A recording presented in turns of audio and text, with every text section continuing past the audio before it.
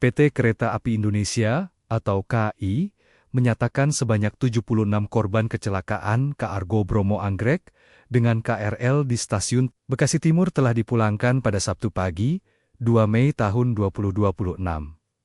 Sementara itu, 24 korban lainnya masih menjalani perawatan di rumah sakit. Suara soal usulan operasional KRL selama 24 jam penuh. Dari total 106 di tengah kondisi armada kereta api yang terbatas, sebagian besar sudah kembali mewujudkan hal tersebut, namun proses perawatan harian menjadi fokus juga perlu dilakukan. KAI memastikan terus memberikan pendampingan muncul setelah adanya fenomena pengguna termasuk layanan kesehatan stasiun Cikarang dan trauma healing agar proses pemulihan berjalan optimal. Selain terkait hal itu, posko informasi di stasiun Bekasi Timur mengatakan masih dibuka hingga 11 Mei untuk membantu kebutuhan administrasi, layanan kesehatan, serta pengembalian barang penumpang. Hingga saat ini, sebanyak 115 barang telah ditemukan dengan lebih dari setiap hari mulai pukul KRL setiap tahun juga terus bertambah. Sisanya seiring pertumbuhan dalam proses verifikasi menembus angka 1 juta per hari. Kecelakaan yang terjadi pada 27 April tahun 2026 ini mengakibatkan 16 orang meninggal dunia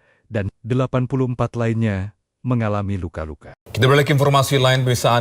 Angin puting beliung disertai hujan es melanda wilayah Kota Bekasi, Jawa Barat pada Jumat sore.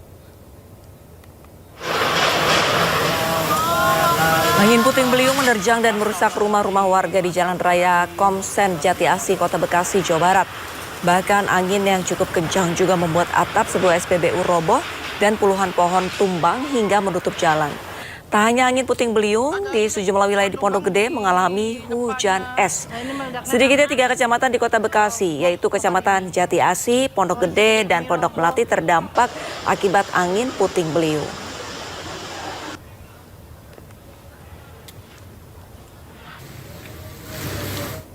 Angin puting beliung mengamuk di Banjarnegara, Jawa Tengah. Ya, puluhan rumah rusak parah setelah bagian atapnya terbang disapu angin. 2 warga dievakuasi ke puskesmas karena mengalami syok berat.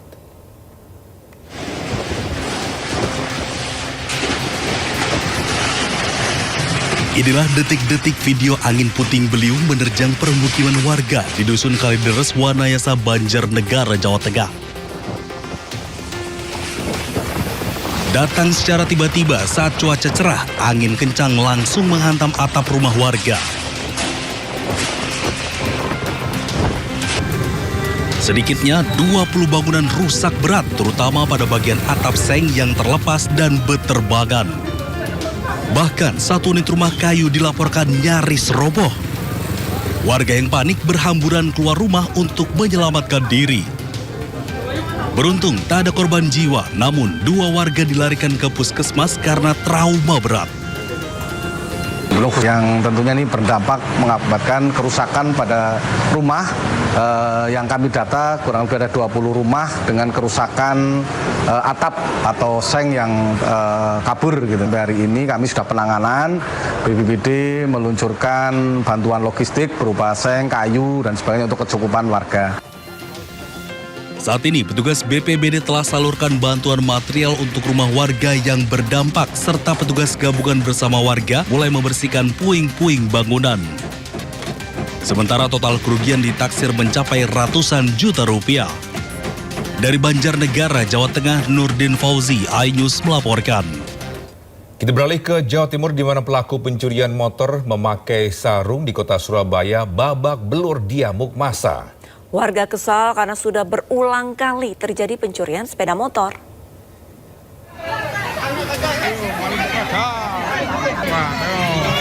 Gang Simorjo Sari B, Surabaya dikejutkan dengan seorang pelaku pencurian motor di amuk massa hingga babak belur. Warga kesal menjadi korban pencurian sepeda motor. Wilayahnya sering menjadi lokasi pencurian. Pelaku awalnya merusak motor metik di sebuah rumah kos dengan menggunakan kunci letter T. Warga yang melihat gerak-gerik mencurigakan pelaku langsung diteriaki maling dan pelaku kabur. Sialnya, pelaku kabur di gang buntu. Soalnya nggak tahu kena, malingnya nggak tahu kena, cuma sekarang ini baru kena. Kena BP4, ET3 sudah kehilangan. Pelaku yang babak belur diserahkan warga ke Polsek Sukomanunggal, Surabaya. Dari Surabaya, Jawa Timur, Nur Syafi'i, iNews melaporkan. Polisi menangkap mantan finalis Putri Indonesia asal Riau, Jenny Rahmadi Alfitri yang terlibat kasus klinik kecantikan ilegal. Ya, Jenny ditangkap tim penyidik di kediaman keluarganya di Bukit Tinggi, Sumatera Barat.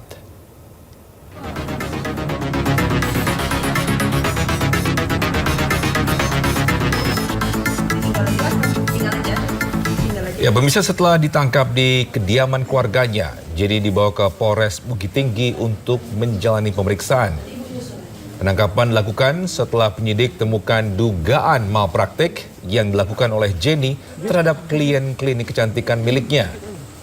Sebelum jadi tersangka dan ditangkap, Jenny 2 kali mangkir dari panggilan pemeriksaan penyidik.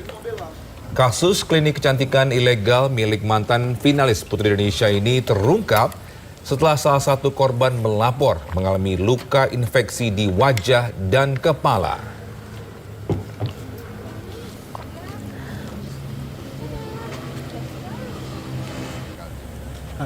Ya, sebelumnya mantan finalis Putri Indonesia Jenny Rahmadi Alfitri ditetapkan tersangka kasus klinik kecantikan ilegal. Jenny mengaku-ngaku sebagai dokter kecantikan dan melakukan tindakan facelift pada belasan orang.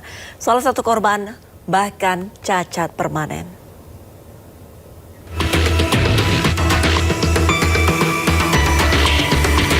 Dari panggung gemerlap Putri Indonesia, Jenny Rahmadi Alfitri kini mendekam di penjara. Mantan finalis Putri Indonesia Riau 2024 ini ditetapkan sebagai tersangka kasus klinik kecantikan ilegal.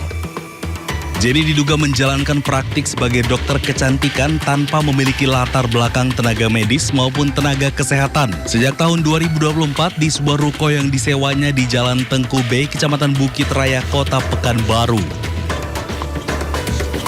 Jenny diduga mengaku sebagai dokter kecantikan dan melakukan tindakan operasi kepada pasien dengan iming-iming memberi harapan besar kecantikan. Ada sekitar 15 orang yang menjadi korban yang mengalami luka infeksi di bagian wajah dan kepala. Salah satu korban bahkan cacat permanen. Estetik klinik. Nah, di situ dia melakukan tindakan medis sampai kerusakan fisik yang sangat fatal terhadap klien kami. Seperti alisnya hancur, mukanya terbelah, sampai kuping, sampai juga mulutnya hancur dan juga bibirnya. Tim Subdit 4 di Treskrimum Polda Riau melakukan penggeledahan dan mengamankan sejumlah peralatan medis kecantikan untuk dijadikan barang bukti. Dilakukan oleh pelaku ini adalah memberikan tindakan medis, ya, tindakan kecantikan di klinik yang bersangkutan dengan variasi harga dari 1,5 juta sampai 16 juta rupiah, yang mana di klinik tersebut dipajang sertifikasi-sertifikasi yang dimiliki oleh tersangka seolah-olah telah memiliki keahlian di bidang kecantikan ini. Usai menggeledah, polisi langsung menyegel dan menggembok klinik milik mantan finalis Putri Indonesia asal Riau tersebut. Dari Pekanbaru, Riau, Indra Yose Rizal, iNews melaporkan. Berniat menolong warga terperosok ke dalam jurang sedalam 10 meter. Seorang remaja justru ikut terperosok ke dalam jurang. Ya, evakuasi korban yang mengalami luka patah tangan dan luka di kepala pun berlangsung dramatis.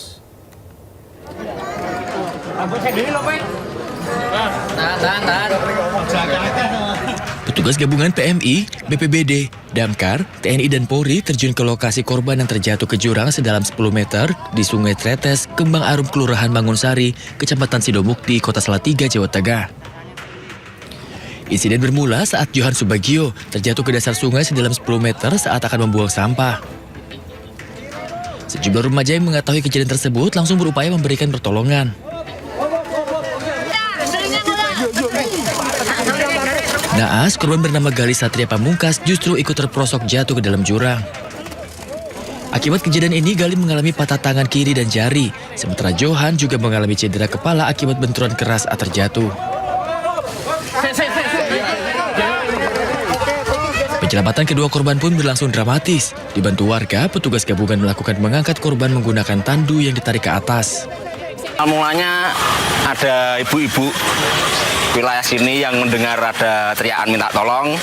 Akhirnya ibu-ibu minta tolong sama remaja sini, kebetulan lagi pada ngumpul. Terus ada satu orang yang masuk lewat bawah berenang untuk menolong. Yang ikut korban kedua itu sebenarnya niatnya juga ingin menolong, Mas. Tapi dia malah keliru jalur, dia lompat dari atas dan akhirnya sudah ikut jadi korban. Itu masuk sungai, Mas? Masuk sungai, Mas. Itu posisi ya kalau dari atas ke bawah cukup dalam, sekitar 7 meteran lebih. Selama hampir 3 jam, upaya evakuasi kedua korban akhirnya membuahkan hasil. Keduanya pun langsung dilarikan ke rumah sakit untuk mendapatkan pertolongan medis.